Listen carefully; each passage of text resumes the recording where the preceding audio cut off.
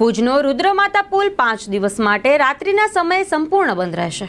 ભુજ જિલ્લા મથકને દેશની સરહદોથી જોડતો મહત્વપૂર્ણ ભાગ પર આવેલ રુદ્રમાતા ડેમ પરનો પુલ ગત તારીખ 3 ઓગસ્ટથી ભારે અને અતિભારે વાહનો માટે સંપૂર્ણ બંધ કરવામાં આવ્યો હતો।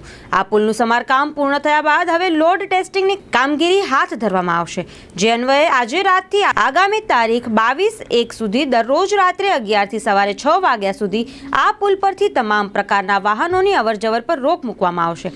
જો કે તેમાં 2 વ્હીલર વાહનોને મુક્તિ આપવામાં આવી છે। 5 દિવસ સુધી રાત્રિના સમયગાળા દરમિયાન પુલનું લોડ ટેસ્ટિંગ કરવામાં આવશે।